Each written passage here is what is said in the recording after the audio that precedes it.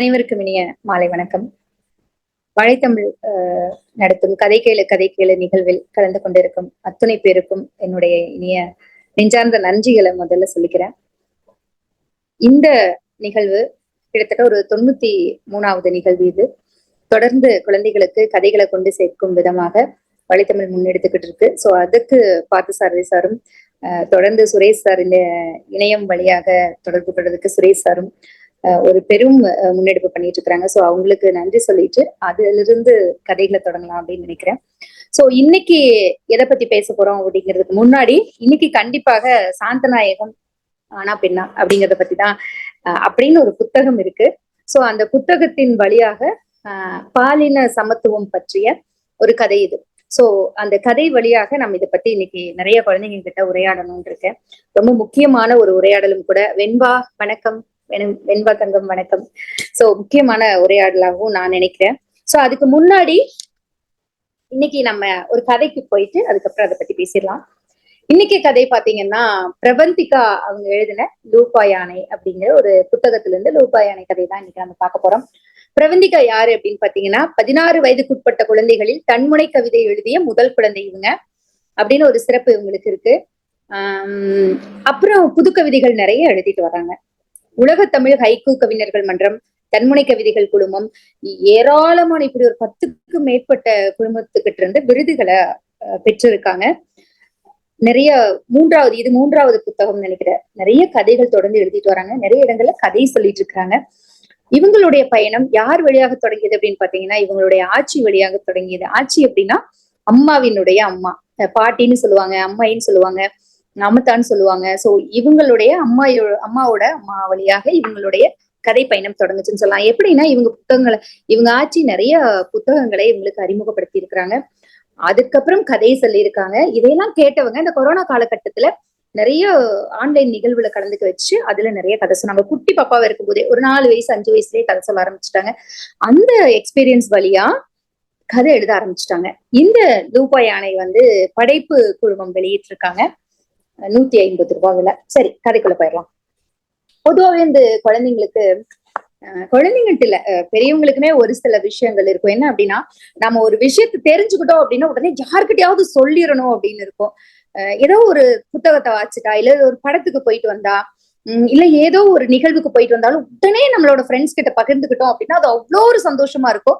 அதே மாதிரிதான் குழந்தைங்களுக்கு சந்தோஷம் அப்படிங்கிறத விட ரெண்டாவது இன்னொரு விஷயமா நான் என்ன நினைக்கிறேன் அப்படின்னா, சந்தோஷத்தை தாண்டி எந்த ஒரு நிகழ்வையும் பகிர்ந்துக்கிட்டீங்க அப்படின்னா அவங்களுக்கு எப்பவுமே மனசுல இருக்கும். நீங்க ஒரு புத்தகம் படிக்கிறீங்க அப்படின்னா யார்கிட்டயாவது பகிர்ந்துக்கிட்டீங்கன்னா அது அப்படியே மனசுக்குள்ள நிற்கும். படிச்சது எல்லாமே மனசுக்குள்ள நிற்கும்னு சொல்ல முடியாது. பகிர்ந்தா மனசுக்குள்ள கண்டிப்பா நிற்கும். படம் பார்த்துட்டு வந்தீங்கன்னாலும் அதை பத்தி டிஸ்கஸ் பண்ணீங்கன்னா நிற்கும். எந்த ஒரு நிகழ்ச்சியை பத்தினாலும் ஒருத்தர்கிட்ட டிஸ்கஸ் பண்றது அப்படிங்கிறது ரொம்ப முக்கியம். அது இந்த கதையோட முக்கிய பகுதியா வச்சிருக்காங்க பிரபந்திகா. சோ லூப்பா யானை அப்படிங்கிற கதைக்குள்ள இப்ப நம்ம போயிடலாம். இனியாவுக்கு புது புது விஷயங்களை தெரிஞ்சுக்கிறதுல ஆர்வம் ரொம்ப அதிகம். ஒரு நாள் அவளது பாட புத்தகத்துல ஒரு தகவலை வாசிக்கிறான். அந்த தகவலை வாசிச்ச உடனேயும் இன்னும் கொஞ்சம் இதை பத்தி தெரிஞ்சுக்கலாமே அப்படின்னு சொல்லி ஒரு ஆசை வந்துருச்சு. யாருக்கு? இனியாவுக்கு. அப்போ அது என்ன விஷயம் அப்படின்னு உங்களுக்கு தெரிஞ்சுக்கணுமா? அது என்ன விஷயம் அப்படின்னா லூப்பா அப்படின்னு ஒரு யானையை பத்தின விஷயம். லூப்பான்னு ஒரு யானை இருந்துச்சு அப்படின்னு சொல்லி புத்தகத்துல வாசிக்கிறான். வாசிச்ச உடனேயும் அதை பத்தி இன்னும் தெரிஞ்சுக்கணும்னு சொல்லிட்டு அம்மாட்ட ஓடி போய், மாமா லூப்பான்னு ஒரு யானை இருந்துச்சா, அந்த யானையை பத்தி உங்களுக்கு தெரியுமாமா அப்படின்னு சொல்லி கேட்கிறா. கேட்டோடனே அவங்க அம்மா சொல்றாங்க, லூப்பா யானையா? எனக்கு தெரிஞ்சதெல்லாம் ஜூஜூ யானைதான், லூப்பா யானையெல்லாம் எனக்கு தெரியாது அப்படின்னு சொன்னோடனே, ஜூஜு யானையா? ஜூஜு யானை பத்தி ஆச்சி நிறைய சொல்லியிருக்காங்க, அது வேணாம், லூப்பா யானை பத்தி தான் வேணும். லூப்பா யானை பத்தி எனக்கு தெரியாது, நீ போய் உங்க ஆச்சிக்கிட்டயே கேட்டுக்கோ, உங்க ஆச்சி தான் பயங்கர அறிவாளி, ஆமா அவங்கள்ட்டயே அதெல்லாம் போய் கேட்டுக்கோ அப்படின்னு சொல்லி அம்மா சொன்னோடனே வேகமா ஓடி போய் ஆச்சி பின்னாடி தோட்டத்துல காய்கறி எல்லாம் பறிச்சுட்டு இருக்கிறாங்க. ஓடி போய் ஆச்சி ஆச்சி ஆச்சி ஆச்சி ஆச்சி அப்படின்னா ஆச்சி உன்னை திரும்பி பார்த்து, என்னடா கண்ணா வேணும் அப்படின்னு கேக்குறாங்க. கேட்டவுடனே, ஆச்சி எனக்கு ஒரு பெரிய சந்தேகம் வந்துடுச்சு ஆச்சி. என்னடா சந்தேகம் உனக்கு அப்படின்னு கேக்குறாங்க. கேட்டவுடனே எனக்கு இங்க லூப்பா யானையை பத்தி தெரிஞ்சுக்கணும் ஆச்சி. லூப்பா யானையா? எனக்கு தெரிஞ்சதெல்லாம், ஆமா உங்களுக்கு தெரிஞ்சதெல்லாம் ஜூஜு யானை தானா? ஆமாண்டா கண்ணா, அப்போ லூபா யானை பத்தி உங்களுக்கு தெரியாதா அப்படின்னு கேட்ட உடனேயும் தெரியாதே. நான் இப்ப என்ன பண்றது, யாருதான் கேக்குறது, நான் யூபா யானை பத்தி தெரிஞ்சுக்கணும். ஓஹோ, யூபா யானைய பத்தி தெரிஞ்சுக்கணுமா, நீ ஏன் போய் இணையத்துல தேடக்கூடாது? ஆமா பாட்டி, நான் போய் நான் போய் கூகுள் தேடி பார்க்கட்டா, கூகுள் மாமாட்ட கேக்குதா, போய் பாரு அப்படின்னு சொன்ன உடனே ஓடி போய் அவங்க அம்மாட்டு இருக்கிற கைபேசியை வாங்கி அந்த லூபா யானையை பத்தி தகவல் எல்லாம் பாக்குறா. அவளுக்கு பார்க்க ஒரே ஆச்சரியமா இருக்குது. லூபா யானை வந்து ரொம்ப வருஷத்துக்கு முன்னாடி வாழ்ந்துதா, அதாவது 800ஆம் நூற்றாண்டுல வாழ்ந்துதான். நர்மதா வேலி அப்படிங்கிற இடத்துலதான் வாழ்ந்துட்டு வந்துச்சான். இத 2007 தொல்லியல் ஆய்வாளர்கள் கண்டுபிடிச்சிருக்காங்க. இப்பவும் குஜராத்ல லோட்டஸ் வேலி மியூசியத்துல அதை பத்தின படிமங்கள் எல்லாம் எடுத்து வச்சிருக்காங்க அப்படின்னு சொல்லி படிக்கிறா. படிச்ச உடனேயும் அவளுக்கு கொஞ்சம் புரிஞ்சது, கொஞ்சம் புரியல. இருந்தாலும் அது ரொம்ப வருஷத்துக்கு முன்னாடி இருந்தது. அது வந்து குஜராத்ல இருந்துச்சு. அது 2007 கண்டுபிடிச்சாங்க அப்படிங்கிறது மட்டும் அவளுக்கு ரொம்ப தெளிவா புரிஞ்சிருச்சு. அது ஒரு பெரிய யானை அப்படிங்கிறது தெரிஞ்சிருச்சு. இத உடனே ஃப்ரெண்ட்ஸ் கிட்ட சொல்லணும் அப்படின்னு சொல்லி நினைக்கிறா இனியா. ரொம்ப ரொம்ப ஹாப்பியா அடுத்த நாள் எப்ப வரும் அப்படின்னு சொல்லி பாத்துக்கிட்டு இருக்கிறா. அடுத்த நாள் வந்துருச்சு. ஸ்கூலுக்கு போறா. ஸ்கூலுக்கு போன உடனே வேகமா ஓடி போய், ஏ நம்ம புக்ல யூபா யானைய பத்தி இருந்துச்சு இல்லையா, அதை பத்தி நான் படிச்சேன் தெரியுமா, சூப்பரா அதை பத்தி போட்டிருக்கு, உனக்கு அதை பத்தி தெரியுமா அப்படின்னு சொல்லி ஃப்ரெண்ட்ஸ் கிட்ட கேக்குறா. ஏய் என்ன நீ லூபா யானை சொல்லிட்டு, அதெல்லாம் ஒண்ணு கிடையாது, அப்படிலாம் ஒண்ணு இல்லவே இல்ல, நீ சும்மா சொல்லாத. நிஜமாலுமே நான் படிச்சேன்ப்பா, அதை பத்தி அப்படி போட்டிருந்தாங்கப்பா அப்படின்னு சொன்ன உடனேயும் இவங்க யோசிக்கிறாங்க. சரி, அப்படி எங்கிருந்து நீ தெரிஞ்சுக்கிட்ட? நான் வந்து எங்க அம்மாவோட மொபைல் போன் எடுத்து அதுல கூகுளுக்குள்ள போய் லூபா யானை டைப் பண்ண, லூபா யானைய பத்தி டீடைல்ஸ் எல்லாம் வந்துச்சு தெரியுமா உனக்கு அப்படின்னு சொல்லி கேட்டவனையும், ஏ என்ன நீ அதெல்லாம் சும்மா சொல்ற நீ அப்படின்னு சொல்லி ஃப்ரெண்ட்ஸ் எல்லாம் கிண்டல் கேலி பண்ணிக்கிட்டே இருக்க. சரி இன்னும் நிறைய தெரிஞ்சுக்கலாமா அதை பத்தி? சாயந்தரமா எங்க வீட்டுக்கு வாங்க, நான் உங்களுக்கு கூகுள்ல போய் சர்ச் பண்ணி உங்களுக்கு காமிக்கிட்ட கண்டிப்பா. சரி வரோம் அப்படின்னு சொன்னோன்னே சாயந்தரம் ஸ்கூல் எப்படா விடுவாங்க அப்படின்னு சொல்லி பாத்துக்கிட்டே இருந்தாங்க. பாத்துக்கிட்டே இருந்த உடனே சாயந்தரம் ஸ்கூல் விட்டு வேகமா ஓடி வராங்க. ஓடி வந்து மொபைல் எடுத்து செக் பண்ணி பாக்குறாங்க. அதுல யூபா யானை பத்தி நிறைய விஷயங்கள் போட்டிருக்குது. அந்த யானை பத்தி என்ன போட்டுருச்சு அப்படின்னா, அது பெரிய நீளமான தந்தம் இருக்கும், அந்த தந்தம் சுருண்டு இருக்குமா. இப்படி எல்லாம் என்னது தந்தம் சுருண்டு இருக்குமா, பாத்தியா எவ்வளவு போட்டிருக்கு பாத்தியா அப்படின்னதையும், ஆமா இதெல்லாம் உனக்கு எப்படி தெரியும்? எங்க அம்மா ஆட்சி எல்லாம் சொல்லுவாங்க, உனக்கு ஏதோ ஒரு விஷயத்த தெரிஞ்சுக்கணும் அப்படின்னா அத போய் தேடி பார்க்கணும், விடாம ட்ரை பண்ணணும், அப்பதான் நம்மால அதை சக்சஸ் பண்ண முடியும்னு சொல்லி இருக்கிறாங்க அப்படின்னு சொன்ன உடனேயும், அப்படியா ரொம்ப ஹாப்பி, நான் உன் மூலமா தெரிஞ்சுக்கிட்டு இனிமேல நம்ம வந்து லீவ் விடுறப்பெல்லாம் எல்லாரும் சேர்ந்து உட்காந்து இந்த மாதிரி புது விஷயத்த தெரிஞ்சுக்கலாமா அப்படின்னு சொன்ன உடனே, ஓகே இனி எவ்ரி சண்டே எல்லாம் ஒண்ணு சேர்ந்து இந்த மாதிரி புது விஷயங்களை நம்ம கத்துக்க போறோம், ஓகேவா அப்படின்னு சொல்லிட்டு எல்லாரும் சேர்ந்து விளையாட ஆரம்பிச்சாங்களாம். இப்படிதான் அவங்க கதை எழுதியிருக்காங்க. சோ இந்த கதை முடிஞ்சது. பிரவந்திகாவுக்கு வாழ்த்துக்கள். இப்போ சமீபமா குழந்தைகள் நிறைய கதைகள் எழுதிட்டு வர்றாங்க. இது ஒரு பெரும் மறுமலர்ச்சி சிறார் இலக்கியத்துல அப்படின்னு சொல்லலாம். 80 கிட்டத்தட்ட 1950களில் இருந்து வந்த சிறார் இலக்கியம் 80களில் கொஞ்சம் தொய்வடைஞ்ச நிலையில இருந்தது. இப்போ நிறைய எழுத்தாளர்கள் எழுத வந்திருக்காங்க. அது குறிப்பா குழந்தைகள் நிறைய எழுத வந்திருக்கிறது ஒரு பெரிய விஷயம். ஏன் அப்படின்னா அவங்களுக்குதான் அவங்களோட உலகம் இன்னும் அதிகமா தெரியும். அந்த உலகத்துல அவங்க என்ன நினைக்கிறாங்க அப்படிங்கறத கதை வழியா சொல்ல முடியும். சரி, இப்ப நம்ம அடுத்ததா போக போறது முக்கியமான இன்னைக்கு சொல்ல போற டாபிக். நம்ம ஆட்சியோட சேர்த்து ஒரு கதை சொன்னோம். இன்னைக்கு இன்பா வந்து ஆட்சியோட உட்கார்ந்து கதை கேட்கறாங்க. பக்கத்திலேயே பாட்டிய உட்கார வச்சுட்டு கதை கேட்கறாங்க. இன்பா அப்படிதானே? இன்பா பாட்டி பக்கத்துல உட்கார்ந்து இருக்காங்களா? சூப்பர். ஆச்சி கதை சொல்லுவாங்களா? பாட்டி உங்களுக்கு கதை சொல்லுவாங்களா? Okay, super. இப்போ இந்த புத்தகம் யார் எழுதியிருக்காங்கன்னு பார்த்தோம்னா நர்மதா தேவி தமிழ் எழுதியிருக்காங்க. அப்ப இது எதுல வந்துச்சு அப்படின்னா, இது வந்து ஒரு படமா, ஷார்ட் பிலிமா, குட்டி பிலிமா, ஒரு 4 நிமிஷம் வீடியோவா வந்த ஒரு கதையதான் இவங்க வந்து புக்ல போட்டிருக்காங்க தமிழ்ல. சாந்தநாயகம் அப்படிங்கிற பேரை தேர்வு பண்ணதுக்கான காரணம், சாந்தநாயகம் அப்படிங்கிறது ஒரு ஆணுக்குரிய பெயரா பெண்ணுக்குரிய பெயரா அப்படின்னு சொல்லி நமக்கு தெரியாது. அது வந்து ஒரு பெண்ணுக்குரிய பெயரா ஆணுக்குரிய பெயரான்னு தெரியாதுங்கிறதுக்காக இப்படி ஒரு பேரை வச்சிருக்காங்க அப்படின்னு நினைக்கிறேன். சோ இப்ப கதைக்குள்ள போயிடலாம். கதை புத்தகத்துக்கு முன்னாடி, இப்ப கதைக்குள்ள போறதுக்கு முன்னாடி அவங்க சில விஷயங்கள் சொல்லியிருக்காங்க இந்த புத்தகத்தை பத்தி. ரொம்ப ரொம்ப மிக முக்கியமான இடம் அப்படின்னு நான் நினைக்கிறேன். நீ ஒரு பொண்ணு, இப்படி எல்லாம் முடி வளர்க்கணும், இப்படிதான் ட்ரெஸ் போடணும், இப்படிதான் இருக்கணும். நீ ஒரு ஆம்பளை பையன், நீ இப்படிதான் ட்ரெஸ் பண்ணணும், ஆம்பளை சிங்கம் அழக்கூடாது, இப்படிதான் இருக்கணும் அப்படின்னு சொல்லுவாங்க இல்லையா? இப்படி எல்லாம் உங்ககிட்ட யார் சொல்லியிருக்காங்க? ஏன் ஆம்பளை பசங்க அழக்கூடாது? ஏன் பொம்பளை பிள்ளைங்கன்னா முடி வளர்த்துக்கணும்? ஏன் பொம்பளை பிள்ளைங்கன்னா முடி வெட்டக்கூடாது?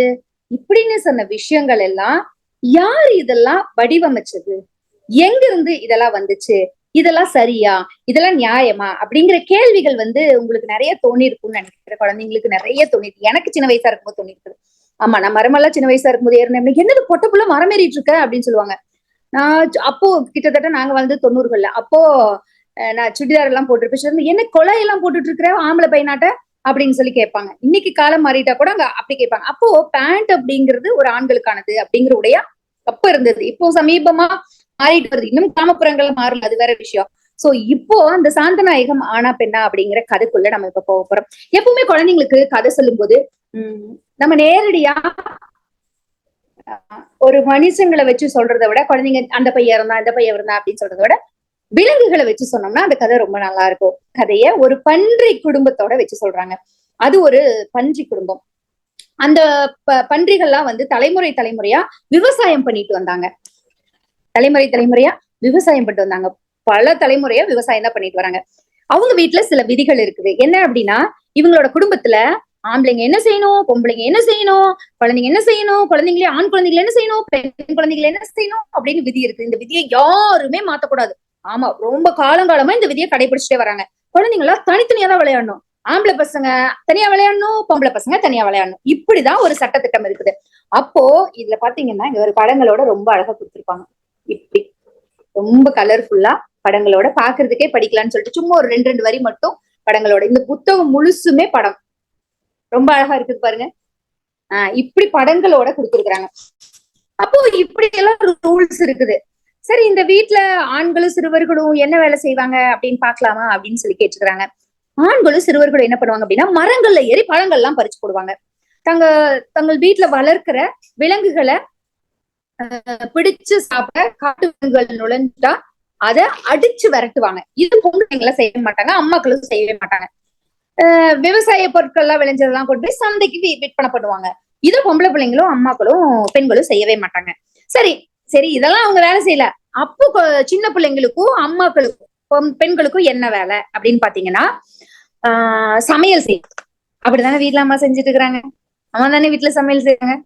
அப்படிதானே இன்பா? அப்படிதானே அம்மா தானே சமையல் செய்யறாங்க, அம்மா தான் சமையல் செய்யறாங்க. ஆமா, அப்போ பாத்திரம் கழுவுறது யாரு? அம்மா தான் பாத்திரம் கழுவுறாங்க. அப்படிதானே? வீட்டு வாசல் தோட்டெல்லாம் பெருக்கி சுத்தம் பண்றதாரு? அம்மா தான் பண்றாங்க. கோழிகளுக்கு ஆடுகள்லாம் இருந்ததுன்னா அது தீன் போடுறது யாரு? அப்பா பண்ணுவாங்களா? சூப்பர் சூப்பர், இன்பா சூப்பர், அப்பாவும் பண்ணுவாங்கன்னு சொல்லிட்டாங்க. வீட்டு தோட்டத்தை பராமரிக்கிறது யாரு? அதுவும் பெண்கள் தான். பூ எல்லாம் பறிச்சுட்டு வர்றது, காய்கறி எல்லாம் விளைய வச்சு பறிச்சுட்டு வர்றது அப்பா பண்ணுவாங்களா? சூப்பர். வேலைகளை முடிச்ச பின்னாடி கொஞ்ச நேரம் விளையாடுவாங்க குழந்தைங்க எல்லாம். எப்படி விளையாடுவாங்க? ஆம்பளை பசங்க தனியா விளையாடுவாங்க, பொம்பளை பசங்க தனியா விளையாடுவாங்க. ஆம்பளை பசங்க என்ன விளையாடுவாங்க? இந்த கார் எல்லாம் வச்சுட்டு விளையாடுவாங்க. பொம்பளை பசங்க என்ன விளையாடுவாங்க? இந்த பல்லாங்குழி, இந்த சமைக்கிற மாதிரி இந்த சமையல் பாத்திரம் எல்லாம் வச்சு விளையாடுவோம் இல்லையா, அந்த மாதிரி விளையாடுவாங்க. நைட்டு தூங்க போறதுக்கு முன்னாடி எல்லாரும் சேர்ந்து ஒன்னா குளிப்பாங்க. குளிக்கிறப்ப மட்டும் ஆம்பளை பசங்களும் பொம்பளை பசங்களும் ஒன்னா சேர்ந்து குளிப்பாங்க. மத்த நேரம் எல்லாம் தனித்தனியா தான் இருப்பாங்க. என்ன ஆச்சரியமா இருக்குதானே இந்த வழக்கம்? ஆமா, ரொம்ப ஆச்சரியமா இருந்தது. ஒரு நாள் போய்க்கிற சத்தம் கேட்டுது. அப்பா போய் எடுக்கிறாரு. எடுத்த உடனே வெளியூர்ல இருந்து பாண்டி மாமா தொலைபேசியில பேசுறாரு. சாந்தநாயகத்தை நம்ம வீட்டுக்கு ஒரு வாரத்துக்கு அனுப்பிச்சு வைச்சேப்பா, பள்ளிக்கூடம் லீவ் விட்டாங்க இல்லையா, ஒரு வாரத்துக்கு அனுப்பிச்சு வை, நான் பாத்துக்கிறேன் அப்படின்னு சொன்னோனையும், ஓ அப்படியா, சரி சரி நான் அனுப்பிச்சு வைக்கிறேன், இன்னும் தனியா வந்தது இல்ல, ரொம்ப பயமா இருக்கும், இருந்தாலும் நீங்க பாத்துக்கோங்க நான் அனுப்பிச்சு வைக்கிறேன் அப்படின்னு சொன்ன உடனேயும் சரி அப்படின்னா அவங்க ஊருக்கு போயாச்சு. அங்க ஊருக்கு போனோடனையும் இங்க இருக்கிறவங்களுக்கு எல்லாம் தெரியும். அங்க போனோடனையும், ஏய் சாந்தநாயகோ, இது என்னடா அது பொண்ணோட பேரா இருக்குது, ஏய் இல்லடா இது பையனோட பேருடா, சாந்தநாயகனா பொண்ணு கிடையாது பையன் அப்படின்னு சொல்லி அவங்க ஃப்ரெண்ட்ஸ் எல்லாம் அந்த புதுசா ஊருக்கு போனாங்களா அங்க சண்டை போட்டுக்கிறாங்க. சண்டை போட்டு சரி சரி சரி இப்படி எல்லாம் சண்டை போடாதீங்க, சாந்தநாயகம் ஆனா பொண்ணா அப்படின்னு தெரிஞ்சுக்கோ. எப்படி தெரியும்? அவங்க போட்டுக்கிற ட்ரெஸ்ஸை வச்சுதானே கண்டுபிடிக்க முடியும் நம்மளால. ஆனா சாந்தநாயகம் ஆம்பளைங்க போட்ட ட்ரெஸ் மாதிரியே போட்டுக்கிறான். எப்படி கண்டுபிடிக்க முடியும்? ஆம்பளைங்க செய்யற வேலையெல்லாம் செய்யறான். எப்படி கண்டுபிடிக்க முடியும்? அவங்களுக்கு கண்டுபிடிக்க முடியல. என்னது பாக்குறதுக்கு நீ பாப்பா மாதிரி இருக்க, ஆனா ஆம்பளைங்க செய்யற வேலையெல்லாம் செய்யறா. வீடு கூட்டுறா, பொம்பளைங்க செய்யற வேலைய, மரத்து மேல ஆம்பளைங்க செய்யற வேலைய. என்ன நீ பாப்பாவும் இருக்கிறியா தம்பியா இருக்கிறியானே தெரியல, எல்லா வேலையும் நீ செய்யற அப்படின்னு சொல்லி கேக்குறாங்க. மரத்து மேல ஏறுறா, மூட்டையெல்லாம் கட்டுறாங்க, எல்லா வேலையும் செய்யறாங்க. ஒண்ணுமே புரியல ஃப்ரெண்ட்ஸ்கெல்லாம். எப்படா இப்படி அப்படின்னு சொல்லி எல்லாரும் கேள்வி கேக்குறாங்க. கோழிகளை பிடிச்சு ரொம்ப தைரியமா குள்ளநரியெல்லாம் வந்து விரட்டி விட்டுட்டு அதை கூண்டுக்குள்ள அடைக்கிறான். அப்போ பயங்கர தைரியம் சொல்லிட சாந்தநாயகா, இவ்வளவு தெம்பா இருக்கிறா அப்படின்னு சொன்னதையும் அது வரைக்கும் சாந்தநாயகத்தை எல்லாரும் என்ன நினைச்சிருந்தாங்க, இந்த மரம் ஏறுறதுனால, அந்த நரியெல்லாம் விரட்டினதுனால, அந்த வேலையெல்லாம் செஞ்சதுனால ஆம்பளை பையன் நினைச்சிட்டு வந்துட்டாங்க. நைட் வழக்கம் போல எல்லாரும் குடிக்க போகும்போது, என்ன நீ கேர்ளா, புள்ளையா, இவ்வளவு நாளா எங்களுக்கு தெரியவே இல்லை, இவ்வளவு நேரமா ஆம்பளைங்க செய்யற எல்லா வேலையும் செஞ்சியே அப்படின்னதையும், அப்படியா, ஐயோ அது என்ன நீ புதுசா சொல்ற, பொம்பளைங்களா இருந்தா அந்த வேலையை செய்யக்கூடாதா? அதெல்லாம் யார் வேணாலும் எந்த வேலையை வேணாலும் செய்யலாம். ஆமா, எனக்கு ஒண்ணுமே புரியலையே, இங்கெல்லாம் ஏன் இப்படி பண்றீங்க, நான் செய்யக்கூடாதா அந்த வேலைய அப்படின்னு சொல்லி அவ கேக்குறா. அப்படியெல்லாம் இல்ல, எல்லாரும் எல்லா வேலையும் செய்யலாம் அப்படின்னு சொல்றாங்க. இதோட கதை முடியுது. அப்போ இது ரொம்ப எளிமையா குழந்தைங்களுக்கு புரியுற மாதிரி ஒரு ஷார்ட் பிலிம்ல எடுத்திருக்காங்க. அந்த ஷார்ட் பிலிமோட பேர் சொல்றேன். 4 நிமிஷம் ஓடக்கூடிய அந்த ஷார்ட் பிலிம் வந்து நீங்க பாக்குறதுன்னா நெட்ல போய் சர்ச் பண்ணீங்கன்னா கண்டிப்பா கிடைக்கும். கசின் போர்ட் அப்படிங்கிற ஒரு படம். சோ இத போய் நெட்ல பாத்தீங்க அப்படின்னா 4 நிமிஷம் தான். அந்த 4 நிமிஷத்துக்குள்ள அந்த கதை முடிஞ்சிடும். இப்போ இந்த கதை ஒரு பக்கம் இருந்தா, நம்ம இன்னைக்கு பேச போறது பெற்றோர்கள் இடத்துல இருந்து பேச போற பெற்றோர்களுக்கான ஒரு விஷயம் என்ன அப்படின்னா, கடைசியில அவங்க இந்த புக்கை எழுதி முடிச்சதுக்கு அப்புறம் அவங்க ஒரு விளக்கம் கொடுத்திருப்பாங்க பெற்றோர்களுக்கு, இதை கண்டிப்பா படிக்கணும் அப்படின்னு சொல்லிட்டு. ஆண் உயர்ந்தவன், பெண் தாழ்ந்தவள். பெண்கள் மென்மையாக இருக்க வேண்டும், ஆண்கள் வலிமையாக இருக்க வேண்டும். வீடுதான் பெண்ணின் உலகம், வெளிதான் ஆண்களுக்கானது. இப்படி சமூகத்துல ஆண் பெண் வேறுபாடு நிறைய இருக்கு. வீட்டுக்குள்ளதான் பெண் இருக்கணும், ஆண் வெளியில போலாம் வரலாம் அப்படின்னு சொல்லிட்டு. பெண்கள் வீட்டை விட்டு வெளியே போகக்கூடாதுங்கிற விதி இன்னைக்கு வரைக்கும் கடைபிடிக்கப்பட்டிருக்கு. அது குறிப்பிட்ட நேரத்துக்குள்ள வந்துடணும் அப்படின்னு சொல்லிட்டு. இப்படி எல்லாம் யார் உருவாக்குனது, இதையெல்லாம் இப்படி எல்லாம் தான் இருக்கணும் அப்படின்னு யார் உருவாக்குனது அப்படின்னு சொல்லிட்டு இதுல ஒரு மிகப்பெரிய கேள்வியை முன் வச்சிருக்காங்க. பாலினப்படுத்துறதுக்கான விதிகள் மனிதர்களால செயற்கையா உருவாக்கப்பட்டதுதான். காலங்காலமா பெண் இப்படிதான் இருக்கணும், ஆண் இப்படிதான் இருக்கணும்னு சொல்லிட்டு மனிதர்களால உருவாக்கப்பட்டதுதான். அதனால அப்படியெல்லாம் கிடையாது. எந்த வேலையை வேணாலும் யார் வேணாலும் செய்யலாம். கண்டிப்பா படத்தோட பேர் சொல்றேன். எந்த வேலையை வேணாலும் யார் வேணாலும் செய்யலாம், அவங்களுக்கு பிடிச்சிருந்தா போதும். ஆனா இன்னைக்கு அதே மாதிரி காலகட்டம் மாறி இருக்கு.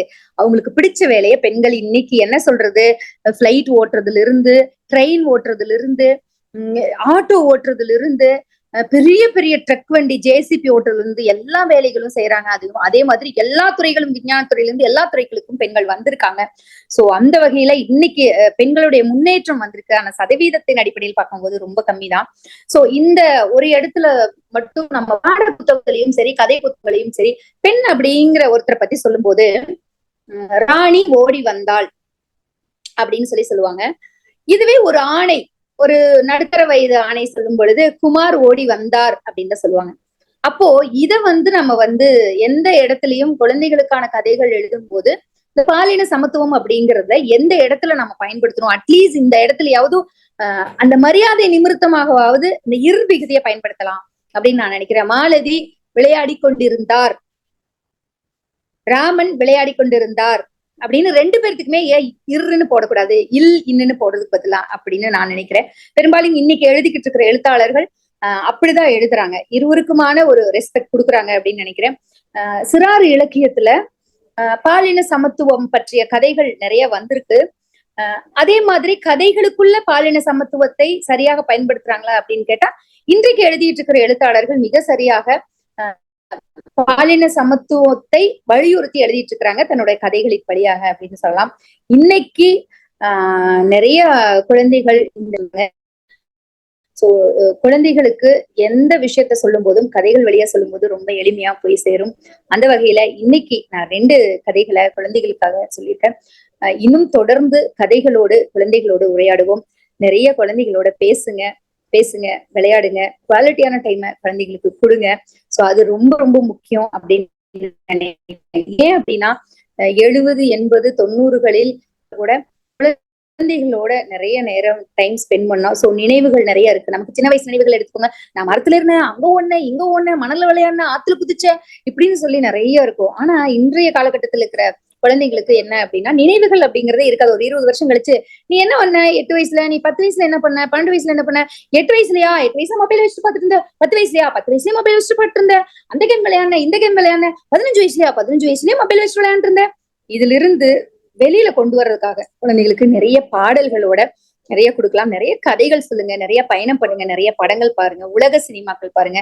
நம்ம தமிழ் சினிமாக்களை தவிர்த்துன்னு சொல்ல முடியாது, சில நல்ல படங்கள் வந்திருக்கு. சோ நல்ல படங்களை பார்த்துட்டு உலக சினிமாக்கள் நிறைய குழந்தைகளுக்கு அறிமுகப்படுத்துங்க. சோ தொடர்ந்து இதை நான் ஒவ்வொரு நிகழ்வுலையும் வலியுறுத்திட்டு வர்றேன்.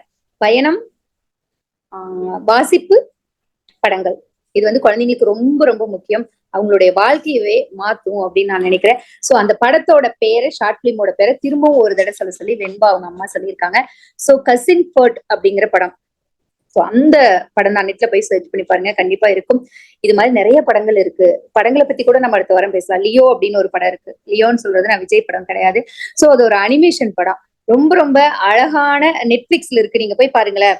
அதை தாண்டி குழந்தைகளுக்கு அதுல விஷயங்கள் சொல்லுவோம், ரொம்ப அருமையா இருக்கும். ரொம்ப ரொம்ப அருமையா இருக்கும். லியோ படம் வந்து நான் பார்த்து ரசிச்ச ஒரு படம். ஒரு பள்ளிய வச்சு சொல்லியிருப்பாங்க. அந்த பள்ளி வந்து குழந்தைகளுக்காக எவ்வளவு விஷயங்கள் ஹெல்ப் பண்ணுது, அவங்களோடய டிராவல் பண்ணுது. ரொம்ப அருமையா இருக்கும் அந்த படம். குழந்தைங்க ரொம்ப ரசிச்சு பார்ப்பாங்க. அதே மாதிரி லைலை crocodileன்னு ஒரு படம். சோ இந்த மாதிரி படங்கள் குழந்தைகள் பார்க்கும்போது ரொம்ப தேங்க்யூடா, கண்டிப்பா சென்ட் பண்றேன். சோ இந்த மாதிரி கதைகள் குழந்தைகளுக்கு கொடுக்கும்போது ரொம்ப ரொம்ப ஹாப்பியா பார்ப்பாங்க. அது போக இந்த மங்கி கிங் அப்படின்னு சொல்லிட்டு ஒரு படம். சோ இந்த படங்கள் எல்லாம் குழந்தைகளுக்கு காமிக்கும் போது ரொம்ப நல்லா இருக்கும், ரொம்ப ஹாப்பியா இருக்கும். அடிதடி, சண்டை, வெட்டுக்குத்து இல்லாத ஒரு வன்முறையற்ற ஒரு கலாச்சாரத்தை குழந்தைகளுக்கு கொண்டு போய் சேர்த்தணும் அப்படின்னா அது இல்லாத படங்களை தான் குழந்தைங்களுக்கு காமிக்கணும். வேற வழி இல்லாம இன்னைக்கு ரிலீஸ் ஆகிற படங்களுக்கு குழந்தைங்களுக்கு கூட்டிட்டு போக வேண்டியதா இருக்கு. ஏன்னா ஃப்ரெண்ட்ஸ் எல்லாம் பாத்துட்டாங்க, நான் பாக்கணும் அப்படின்னு சொல்லிட்டு வேற வழி இல்ல, கூட்டிட்டு போய் காமிக்கலாம். ஏன்னா அப்படியான சூழல் தான் இன்னைக்கு இருக்குது. ஆனா அதை தாண்டி இந்த மாதிரி படங்களையும் இன்னைக்கு நமக்கு ரொம்ப ஈஸியா கைக்குள்ள உலகம் இருக்கு. சோ அதை நம்ம வந்து சரியான வழியில குழந்தைகளுக்கு பயன்படுத்தலாம் அப்படின்னு நான் நினைக்கிறேன். இன்னும் ஒரு அடுத்த நிகழ்வில் சந்திக்கிறேன். கலந்து கொண்ட அத்தனை பேருக்கும் நெஞ்சார்ந்த நன்றிகள். நன்றி, வணக்கம். இன்பா, வெண்பா, அக்ஷயா, தாரிணி, அப்புறம் ஜெயந்தி, சாருமதி, எல்லா குழந்தைகளும் நான் நினைக்கிறேன். சோ அத்தனை குழந்தைகளுக்கும் கலந்து கொண்ட, உடனிருந்து கலந்துக்கிறதுக்கு பெற்றோர்கள் கண்டிப்பா உதவி பண்ணியிருப்பாங்க. சோ அத்தனை பேருக்கும் என்னுடைய நெஞ்சார்ந்த நன்றியை தெரிவித்துக் கொள்கிறேன். நன்றி, வணக்கம். நிகழ்வை ஏற்பாடு செய்த வலைத்தமிழுக்கும் சுரேஷ் சாருக்கும்